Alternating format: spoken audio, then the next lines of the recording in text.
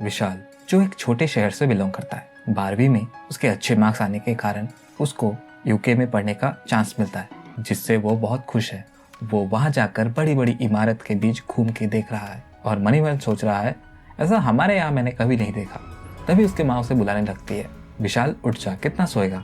सब उठ गए और विशाल सोच रहा है, यार मम्मी का आवाज़ यहाँ पे भी गूंज रही है, क्या बोले जा रही है, मैं तो उठा ही हुआ हूँ, यूके में घूम रहा हूँ, मेरी माँ ये क्या बोल रही है। तभी उसकी माँ उसको खींच कर लगाती है और डांट कर बोलती है, उठने को बोल रही हूँ और ज़्यादा कंबल ओढ़ के सोए जा रहा है, बदतमीज।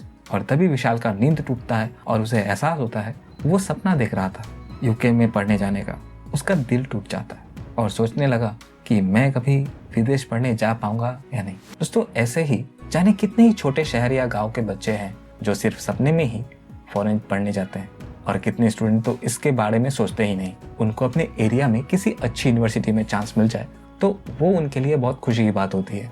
उनको इसके बारे में जानकारी ही नहीं होती तो कैसे वो सोचे। वो सोचते हैं कि फॉरेन में पढ़ने का क्या प्रोसेस होगा, बहुत ज़्यादा पैसा लगेगा, नहीं रहने देते, मैं यही पढ़ लूँगा। अच्छी परसेंटेज होने के बावजूद वो इन सब के बारे में नहीं सोचते। इसलिए आज के इस वीडियो में हम यही देखेंगे कि 12th या ग्रेजुएशन के बाद कौन सी एंट्रेंस एग्जाम देना होता है जिससे आपको फॉरेन में जाने का मौका मिल सकता है। दोस्तों, मेरा नाम है शुमेर और आप देख रहे हैं बिजनेस सेक्शन। दोस्तों, फॉरेन के कॉलेजेस या यूनिवर्सिटी में एडमिशन के लिए 2 तरह की एंट्रेंस देना होता है। एक आपके स्किल के ऊपर लिया जाता है जिसे स्टैंडर्डाइज एग्जाम कहते हैं, और दूसरा है इंग्लिश लैंग्वेज प्रोफिशिएंसी एग्जाम्स। दोस्तों, पहले हम लैंग्वेज प्रोफिशिएंसी के ऊपर ली जाने वाली 3 एग्जाम के बारे में जानेंगे, जिसमें आईएलटीएस, टॉएफल और पीईटी एग्जाम पॉपुलर है। अगर आप विदेशों में एजुकेशन या वर्क के लिए जाना चाहते हैं तो आपकी इंग्लिश लैंग्वेज की स्किल अच्छी है, उसका आपको प्रूफ देना होता है, इसीलिए ये एग्ज़ाम लिया जाता है। ये एग्ज़ाम सिर्फ उन कंट्रीज में ली जाती है जहाँ पे नेटिव लैंग्वेज इंग्लिश है। आईएलटीएस एग्ज़ाम की बात करें तो आईएलटीएस माने international English language testing system. हर साल 3.5 मिलियन स्टूडेंट्स इस टेस्ट पर हिस्सा लेते हैं। इस एग्ज़ाम में आपका speaking, listening, writing and reading skill अच्छी है या नहीं वो चेक किया जाता है। रजिस्ट्रेशन के लिए आप इस वेबसाइट में विजिट कर सकते हैं। रजिस्ट्रेशन फीस 15,750 रुपये लगते हैं, वो भी इंडियन करेंसी में। ये 1 टाइम के लिए है और इस एग्ज़ाम के रिजल्ट को 140 देशों में एक्सेप्ट किया जाता है, जिसमें Australia, United state, Canada, UK, New Zealand और आयरलैंड ये सब शामिल है। नेक्स्ट, टॉएफल। ये एग्ज़ाम एजुकेशनल टेस्टिंग सर्विस के माध्यम से कंडक्ट करवाया जाता है।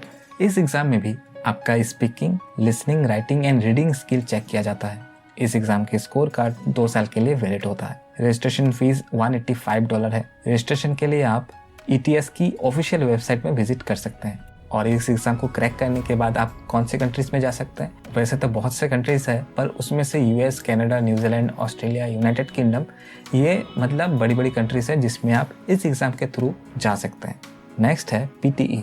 ये computer based English language test है जहां आपका reading, writing, speaking and listening ability को चेक किया जाता है। इसकी रजिस्ट्रेशन फीस आईएलटीएस और टॉएफल के मुकाबले थोड़ी कम है। 15,600 इंडियन करेंसी में काम बन सकता है।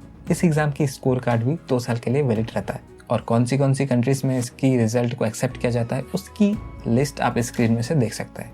अब दोस्तों, वीडियो में आगे बढ़ने से पहले आपको मैं एक छोटा सा इन्फॉर्मेशन देना चाहता हूँ। अगर आप अपना करियर डेटा साइंस के फील्ड में बनाना चाहते हैं तो ऑर्डिनरी स्कूल पे एक ऑफर चल रहा है। आपको 10,000 की इंस्टेंट डिस्काउंट दे रहे हैं। वैसे उनका फीस 99,000 प्लस GST पे करना रहता है, और आपको एक्स्ट्रा 30,000 का स्कॉलरशिप भी मिलता है। उसके लिए आपको एक छोटा सा टेस्ट देना होता है, और उसके अलावा अभी अगर आप रजिस्ट्रेशन करेंगे आपको 10,000 का और एक डिस्काउंट मिलेगा। और दोस्तों, फीस पेमेंट करने के लिए EMI का ऑप्शन भी है। अगर आप एक साथ पेमेंट नहीं कर सकते हैं तो आप EMI का ऑप्शन चूज कर सकते हैं, और 10 डेज का रिफंड पॉलिसी तो है ही। और उसके अलावा जब आप सीख जाएंगे तो आपको 360 डिग्री प्लेसमेंट असिस्टेंट भी दिया जाता है, और उसी ड्यूरेशन में आपको अनलिमिटेड जॉब का अपॉर्चुनिटीज मिलता है। इनका नेक्स्ट शॉट 29 अप्रैल को स्टार्ट होने वाला है, तो ज़्यादा देर ना करते हुए आप रजिस्ट्रेशन कर सकते हैं। लिंक मैं आपको डिस्क्रिप्शन में दे दूंगा, वहाँ से आप चेकआउट कर सकते हैं। अब स्किल के ऊपर लिया जाने वाला स्टैंडर्डाइज एग्जाम की बात कर लेते हैं। फर्स्ट सबसे पॉपुलर एग्जाम जो है वो है सेट यानी स्कॉलास्टिक असेसमेंट टेस्ट। अगर आप USA, कनाडा, UK जैसे कंट्री में अपनी अंडरग्रेड की पढ़ाई करना चाहते हैं तो ये एग्जाम दे सकता है। ये एग्जाम कॉलेज बोर्ड कंडक्ट करवाती है। सेट एग्जाम 2 टाइप में होता है। Set 1 and set 2। सेट 1 में आपका रीडिंग, राइटिंग एंड मैथ की नॉलेज चेक किया जाता है और सेट 2 पर्टिकुलर सब्जेक्ट के ऊपर लिया जाता है जिसमें आप अपना स्पेशलाइजेशन करने वाले हैं। ये एग्जाम एक साल में 5 बार होता है, मार्च, मई, अगस्त, अक्टूबर और दिसंबर में।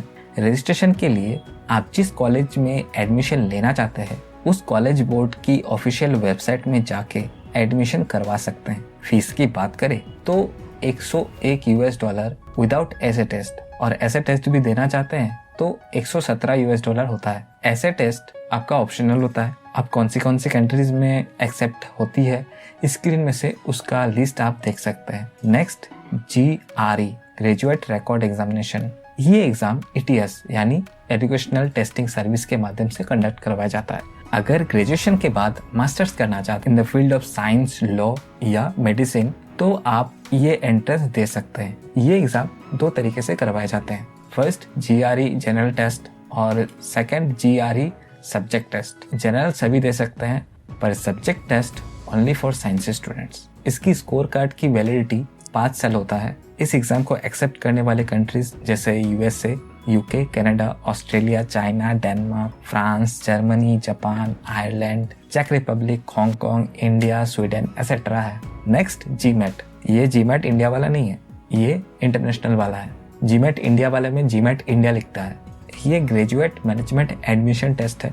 अगर आप एब्रॉड में MBA करना चाहते हैं तो आपको GMAT देना होता है। ये exam graduate management admission council के माध्यम से कंडक्ट करवाया जाता है। GMAT की एग्जाम पैटर्न में टोटल 4 सेक्शन है जिसमें analytical, writing, integrated reasoning, quantitative reasoning and verbal reasoning आता है। ये एक कंप्यूटर बेस्ड एडेप्टिव टेस्ट होता है। इस एग्जाम की रजिस्ट्रेशन फीस $275 है जो इंडियन करेंसी में 22,800 बनता है। रजिस्ट्रेशन के लिए आप GMAT की ऑफिशियल वेबसाइट में विजिट करके करवा सकते हैं। नेक्स्ट है MCAT medical college admission test. जैसे इंडिया में मेडिकल के फील्ड में जाने के लिए नीट एग्जाम देना होता है, वैसे ही USA, कनाडा, ऑस्ट्रेलिया जैसे कंट्रीज में मेडिकल की पढ़ाई करने के लिए आपको MCAT देना होता है। MCAT में 4 सेक्शन से क्वेश्चन पूछे जाते हैं जैसे critical analysis and reasoning skill, biological and biochemical foundations of living systems, physiological, social and biological foundations of behaviors and chemical and physical foundations of biological systems।